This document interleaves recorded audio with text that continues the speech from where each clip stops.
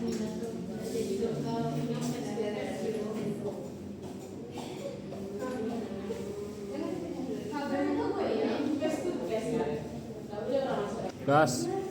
Baik, assalamualaikum teman-teman semuanya. Waalaikumsalam warahmatullahi wabarakatuh. Baik, terima kasih atas partisipasinya kepada saya. Dimana pada saat ini saya akan membuat video presentasi, yaitu menjelaskan pembelajaran materi akademik dengan poin lempar cakram. Di sini saya akan menggunakan singkat PBL. Namun dalam penjelasan ini mungkin singkat PBL ini tidak akan terlalu saya gunakan karena saya lebih berfokus pada model direct teaching, yaitu menjelaskan secara bertahap. Nah, sebelum saya lanjut, perkenalkan nama saya Mikael Putra AC dengan NIM 245867. Nah, di sini ada beberapa tujuan pembelajaran yang akan saya lakukan.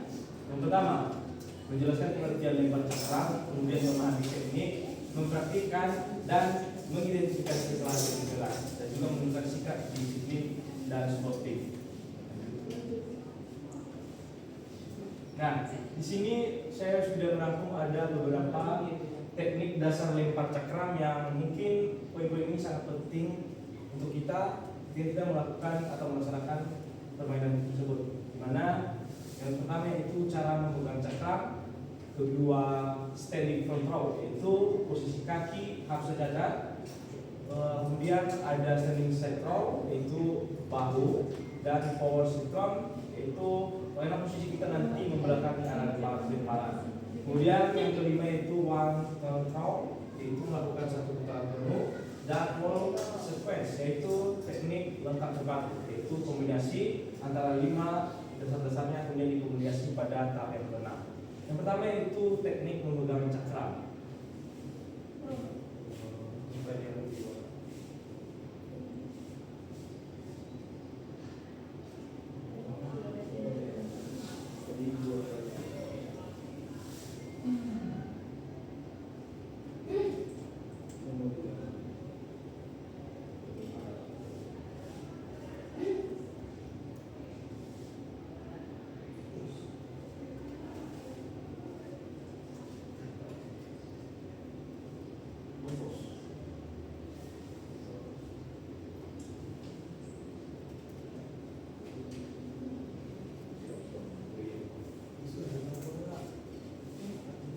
Oke, di sini saya sudah menampilkan ada 3 cara ya dalam memegang cakram. Kebetulan saya sudah mengambil alatnya secara langsung, di mana pada dasarnya ada 3 cara. Yang pertama yaitu cara memegang satu ini yaitu jari jempol agak berjauhan dengan jari telunjuk, di mana dia itu agak terpisah. Jadi jari yang keempat ini agak dekat, kemudian yang satunya ini agak jauh. Jadi ini contoh pertama bagaimana cara kita untuk memegang cakram. Kemudian itu juga ada cara 2. Nah, cara 2 ini juga mungkin tetap dijauhkan dari jempol ya. Namun jari telunjuk dan juga jari tengah itu ditempel.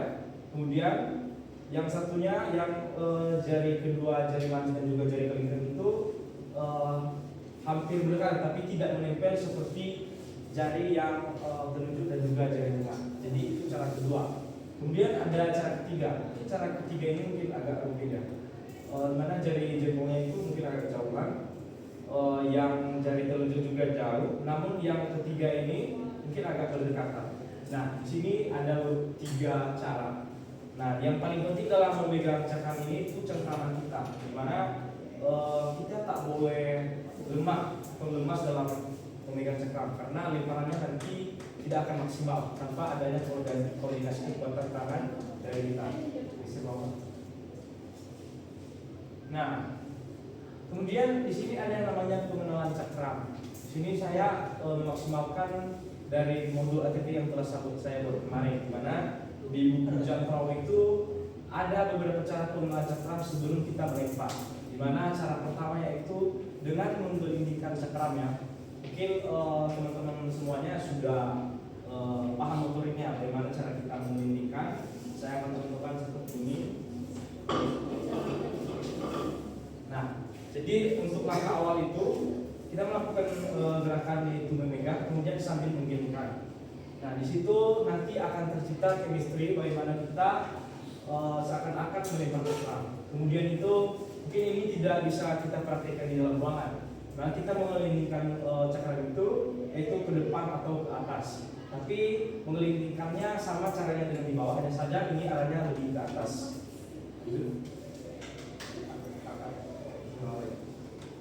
Nah, kemudian ketika kita udah mahir cara mengelilingkan, sekarang kita melakukan yang namanya step kedua, standing front throw. Di mana di sini kita hanya melakukan lemparan seperti lemparan cakram biasa, tanpa membelakangi tujuan atau arah cakram yang akan kita berikan. Di mana sini hanya satu putaran saja. Dan kembali saya sampaikan bahwasanya karena kita di kelas saya tidak bisa memperhatikan secara langsung. Mungkin teman-teman semuanya sudah melihat bagaimana simulasi gambarnya, yaitu dimulai posisi 1 dan 2. Jadi cuma 2 posisi di sana, yaitu siap dan juga langsung melempar.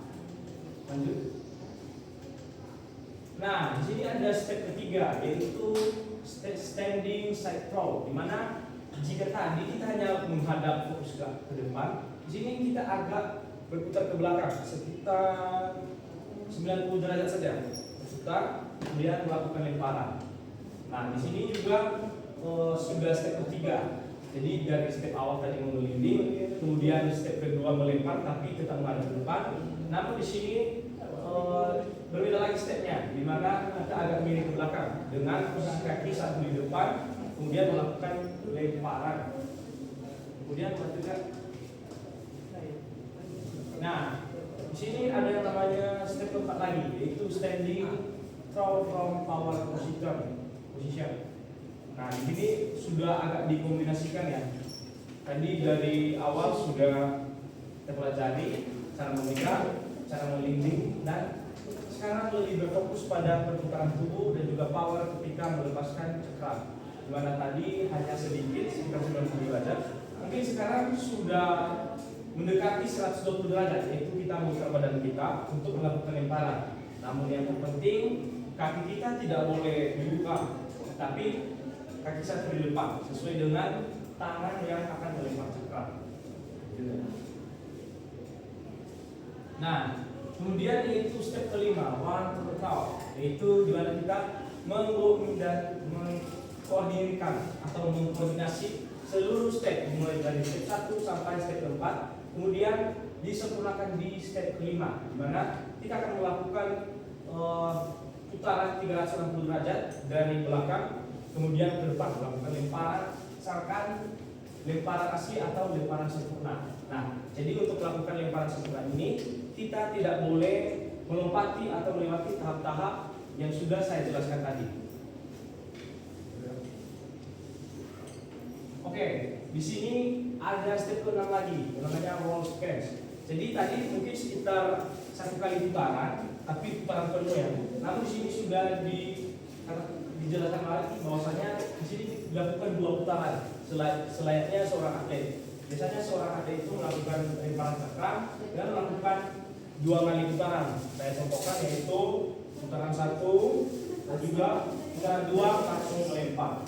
Nah, di sini titik keberhasilan dari step-step yang sudah dipelajari dari 1 sampai 5. Kembali ke PPT.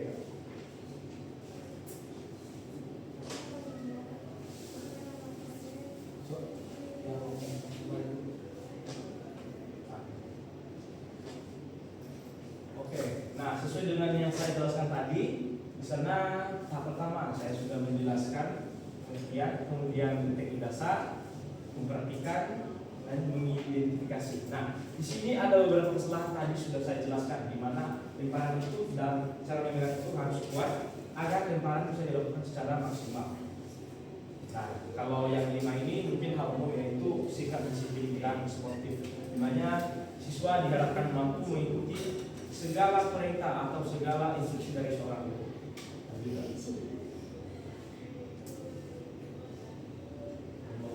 Jadi sudah saya singgung tadi mengenai teknik ini, memegang dan sampai ke lanjutkan. Oke, yang paling penting di sini tentu saja target dalam melakukan lempar cakram ini yaitu melakukan teknik dengan benar dan akan lemparan juga jauh, di mana yang terjauh itu yang dianggap sebagai benar. Nah, di sini ada sebuah pertanyaan yang akan menimbulkan pemahaman pertama bagi kita. Mengapa jarak lemparan bisa maksimal? Yang pertama yaitu koordinasi gerak, di mana ada sinkronisasi kaki, pinggul, bahu, dan lengan secara terpadu. Yaitu ketika kita melakukan lemparan cakram ini, kita tak boleh hanya mengandalkan satu bagian tubuh saja, misalnya hanya mengandalkan tangan, kaki, ataupun juga pinggul. Di mana yang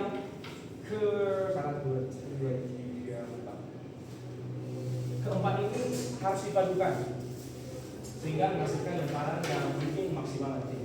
Kemudian itu rotasi tubuh sudah disinggung tadi di beberapa step juga, bahwasanya rotasi tubuh ini yaitu perputaran. Perputaran juga sangat mendukung dan mengefisiensi bagaimana kita melempar sebuah cakram. Kemudian yaitu keseimbangan. Di sini juga sangat dibutuhkan keseimbangan, di mana tanpa adanya keseimbangan bisa saja cakram yang kita pegang, yang kita lempar itu tidak tepat sasaran atau keluar dari jalur atau zona yang sudah ditentukan oleh panitia dalam sebuah permainan. Kemudian itu sudut pelepasan, di mana sudut idealnya itu kurang lebih 35 derajat, yaitu mengoptimalkan jangkauan lemparan. Lanjut. Oke, mungkin tadi sedikit menyinggung dari menurut saya, dimana ada sintak problem based learning di sini. Mungkin kalau kita kasih lapangan langsung, saya bisa menerapkan yang kelima sintak ini, mana ada orientasi masalah, pengorganisasian, pendidikan, generasi dan refleksi dan evaluasi. Lanjutkan. Oke, kembali disinggung di kesimpulan di sini, yaitu kunci sukses lempar cakram. Karena bagi orang-orang awam atau pemula, cakram ini merupakan hal yang sangat sulit ya. Jujur saya juga pertama masuk kuliah di sini waktu dasar cakram ini, memang bisa kita lempar, tapi aturannya cakram itu harus melayang dengan berputar di udara. Jadi tidak sembarangan bisa dilempar saja. Nah, di sini ada beberapa tipsnya. Kunci sukses lempar cakram itu yaitu koordinasi tadi, mulai dari gerak perpaduan kaki, pinggul, dan lengan, kemudian keseimbangan, kemudian juga rotasi harus optimal dan sudut. Serta perlu diperhatikan juga keselamatan. Nah, misalnya dalam sebuah sekolah itu kita diberikan kesempatan untuk mengajar cakram, namun siswa-siswa kita mungkin masih di bawah umur atau harus dengan pengawasan guru. Jadi dengan mempraktekkan atau juga mengajar cakram ini, tak lepas pengawas dari guru agar safety atau keamanan dari siswa-siswa itu bisa terjaga. Kemudian ada sebuah kursus ini, bahwasanya jarak lemparan itu tidak hanya ditentukan oleh kekuatan lengan, tetapi koordinasi seluruh tubuh, keseimbangan, dan teknik yang tepat. Mungkin itu saja presentasi dari saya mengenai materi atletik. Kurang lebih saya ucapkan terima kasih. Kembali saya tutup mengucapkan wassalamualaikum warahmatullahi wabarakatuh. Waalaikumsalam.